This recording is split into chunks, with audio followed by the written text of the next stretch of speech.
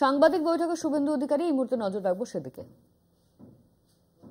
কোন রাজ্যে নয়, মানবিকতার দিক থেকে এবং ভারত হিন্দুস্থান, হিন্দুদের আশ্রয়স্থল, কোন রাজ্য করেনি। পশ্চিমবঙ্গে পুলিশকে লাগিয়ে তৃণমূল কংগ্রেস এবং তৃণমূল কংগ্রেসের লোকেরা বিভিন্ন জায়গায় হিন্দু শরণার্থীদেরকে থানায় তুলে নিয়ে যাচ্ছিল, জেলে আটকে রেখেছে। সেই কারণে আমার কাছে খবরটা ছিল, তাই হিন্দু শরণার্থীদের ভারতে থাকা প্রোটেক্টেড করেছে। এবং আপনারা জানেন গতকাল জনস্বার্থ মামলা হয়েছে, তরুণজ্যোতি তিওয়ারি এবং গোপাল গোয়ালি করেছেন।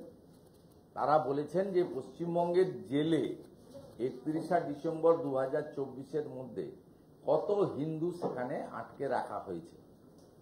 আপনারা মেটেলি থানাতে দেখেছেন গত পরশুদিন এলাকার হিন্দুরা জড়ো হয়ে অবৈধভাবে থানায় আটকে রাখা হিন্দুকে বের করে ছাড়তে বাধ্য করিয়েছে পুলিশকে। অতএব শরণার্থীদের ব্যাপারে, তাদের ভারতবর্ষে পশ্চিমবঙ্গে থাকার ব্যাপারে ভারত সরকার লিখিত কমিটমেন্ট দিয়েছে যে কজন জেলে আছে তাদেরকেও 2 সপ্তাহের মধ্যে আমরা বাইরে বের করব। রানাঘাটের জেলে আছে, রায়গঞ্জের জেলে আছে, বিভিন্ন জায়গা আছে, আমরা বের করব। আমরা হিন্দু শরণার্থীদের ব্যাপারে ভারত সরকারও যেমন কমিটেড, পশ্চিমবঙ্গ বিজেপিও সেইভাবে কমিটেড, এটা নিয়ে কোনো দ্বিধাদ্বন্দ্ব নেই।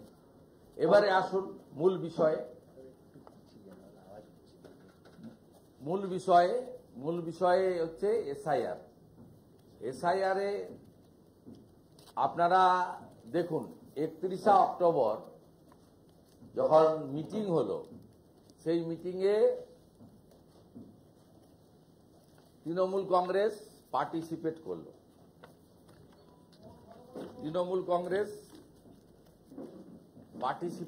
আপনারা দেখুন,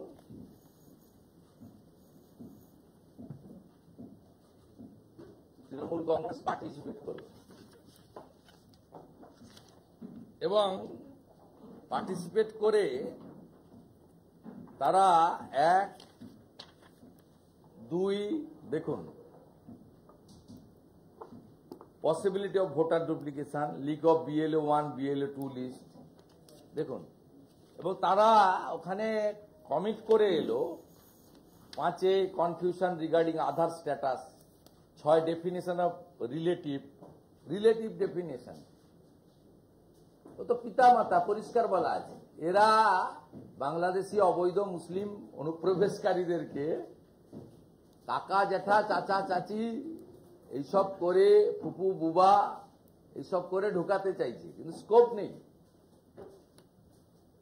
আমাদের যে রুলস রয়েছে সেই রুলসের 9 পড়ে নিলেই খুব পরিষ্কার, পিতা মাতার বাইরে রিলেটিভ হবে না। আপনাদের যে ছক আছে, ছক এবারে বানচাল। দেখুন, online submission of enumeration form, Trinamool Congress specific সম্ভবত আইপ্যাক লিখে টিকে দিয়েছে। এগুলো পণ্ডিত তো ওরা।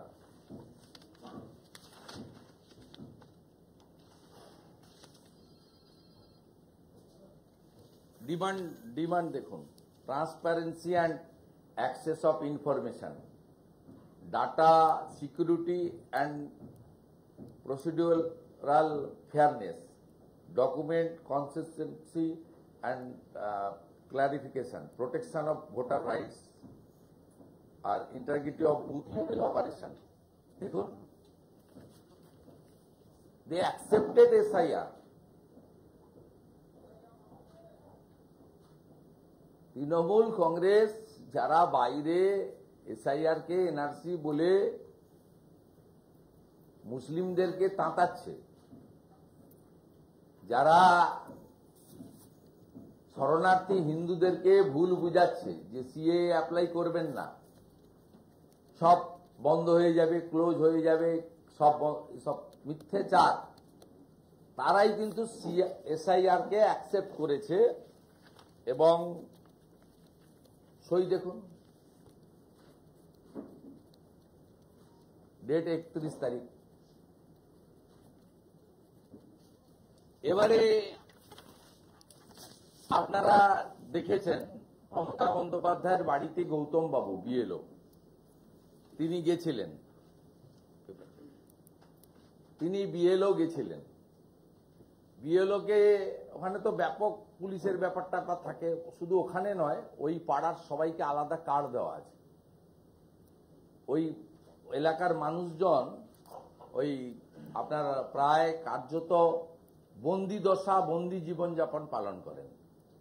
ওখানকার কারোর বাড়িতে মাইক বাজানো যাবে না, পুজো অনুষ্ঠানেও লোকজন যাবে না, ওখানকার ওই এলাকার লোককে আলাদা কার্ড দেওয়া আছে।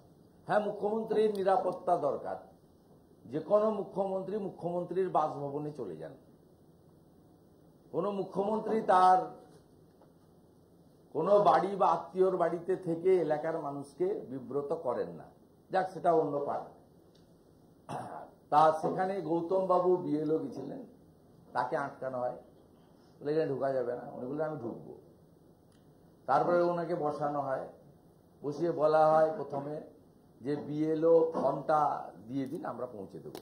উনি বলেন যে না, ইলেকশন কমিশনের ডাইরেকশন রয়েছে, ভোটারের হাতে দেবো, বা ভোটারের যিনি ক্লোজ রিলেটিভ তার হাতে দিতে পারি, কিন্তু আমি দেব না।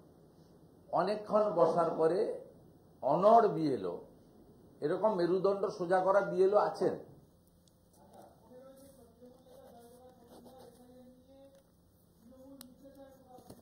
এই মুহূর্তে আমাদের সঙ্গে ফোন লাইনে রয়েছেন তৃণমূল নেতা জয়প্রকাশ মজুমদার। আপনাকে স্বাগত কলকাতা টিভিতে। শুভেন্দু অধিকারী তিনি সাংবাদিক বৈঠক করছেন, তিনি বলছেন ভুল তথ্য দিচ্ছে তৃণমূল কংগ্রেস, মানুষকে বিভ্রান্ত করছে এসআইআর নিয়ে। তার সঙ্গে বলছেন তৃণমূল কংগ্রেস শরণার্থী হিন্দু এবং মুসলিমদের ভুল বোঝাচ্ছে এসআইআর কে কেন্দ্র করে।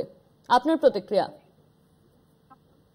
দেখুন, এসআইআর করছে জাতীয় নির্বাচন কমিশন। জাতীয় নির্বাচন কমিশনের উদ্যোগ, জাতীয় নির্বাচন কমিশন সমস্ত লোকজন অ্যাপয়েন্ট করেছেন বিএলও হিসেবে, তারা বাড়ি বাড়ি গিয়ে এসআইআর করছে। তার সঙ্গে রাজনৈতিক দলের বুথ লেভেল এজেন্টদের থাকার কথা এই এসআইআর প্রক্রিয়ার জন্য। কিন্তু সব থেকে বেশি গলার আওয়াজ আমরা কার পেয়েছি গত 6 মাস ধরে? শুভেন্দু অধিকারী, সুকান্ত মজুমদার ইত্যাদি। সব থেকে বেশি শুভেন্দু অধিকারী। তিনি বারবার বলেছেন 2 কোটি লোক নাম বাদ যাবে, 3 কোটি নাম বাদ যাবে, দেখবো কি করে থাকে এখানে, লাথি মেরে বার করে দেব যারা এখানে আছে ওপার বাংলাদেশ থেকে এসছিল। আজকে মনে করুন সুকান্ত মজুমদাররা ওপার বাংলাদেশ থেকে এসছে, এসে তারা আছেন ভালোভাবে, বালুরঘাটে গিয়ে বাড়ি করে তারা থেকেছেন। তারা আবার এখন বলছেন যে যারা এসেছিল 20 বছর আগে, 15 বছর আগে, তাদের লাথি মেরে বার করে দেবো। তার মধ্যে হিন্দুই বেশি, 80%, 90% হিন্দু। এই যে একটা আতঙ্কের পরিবেশ তৈরি করছেন, 2002 23 বছর আগে তাদের যদি নাম না থাকে তাহলেই তাদেরকে বাদ দিয়ে দেওয়া হবে, বের করে দেওয়া হবে। এইটা তো একটা হুমকি চলছেই, এবং তার ফলে প্রত্যেকদিন আত্মহত্যার ঘটনা ঘটছে। গতকাল 4 জন আত্মহত্যা করেছে, বিতি দাস, লালু বর্মন, নরেন্দ্রনাথ রায়, শাহাবুদ্দিন শেখ। অর্থাৎ 4 জনের মধ্যে 3 জন হিন্দু, 1 জন মুসলমান। তৃণমূল কংগ্রেস হিন্দু মুসলমান করে না ভোটারদের মধ্যে, গণতন্ত্রে হিন্দু মুসলমান হয় না, সেটা করে শুভেন্দু অধিকারী বা তার পার্টি বিজেপি। সমাজকে ভাগ করে হিন্দু ও মুসলমান ভিত্তিতে, এবং তারা বাংলাকে বঞ্চনা শুধু করেছে তাই নয়, বাংলাকে অপমান করছে। বাংলায় ক্ষমতায় আসবে বলে বাঙালি নিধন যজ্ঞে উঠে পড়ে লেগেছে, বাংলার পেটের ভাত কেড়েছে, এখন ভোটের অধিকার কাটতে চাইছে শুভেন্দু অধিকারী। আবার অন্যদের ঘাড়ে দোষ চাপাচ্ছে। নতুন কিছু বলুন শুভেন্দু বাবু, আপনার মুখে কড়া পড়ে যাবে যদি শুধু বলেন তৃণমূল কংগ্রেসের অভিসন্ধি, তৃণমূল কংগ্রেস ষড়যন্ত্র। তৃণমূল কংগ্রেস মানুষের পাশে আছে। আমরা কি ভুল বলেছি? আমাদের নেত্রী বলেছেন যে একটাও বৈধ ভোটারকে বাদ দেওয়া যাবে না। এটাই কি নীতি নয় ভারতবর্ষের গণতন্ত্রের? এটাই কি জাতীয় নির্বাচন কমিশনের নীতি নয়? নাকি তিনি সেটাকেও বলছেন ভুল বলছি? একটাও বৈধ ভোটারকে বাদ দেওয়া যাবে না, সেটা এখনো চ্যালেঞ্জ করছে শুভেন্দু বাবু। আর এই বাংলার যে নতুন ভোটার লিস্ট হবে তাতে বৈধ ভোটাররা ঝেঁটিয়ে বিদায় করবে একটি পার্টিকে যার নাম বিজেপি। আর ওই ঝেঁটিয়ে বিদায় করার সময় ধুলো বালি ময়লা যে ঝেঁটিয়ে বিদায় হবে তার মধ্যে এক টুকরো ময়লার নাম হচ্ছে শুভেন্দু অধিকারী।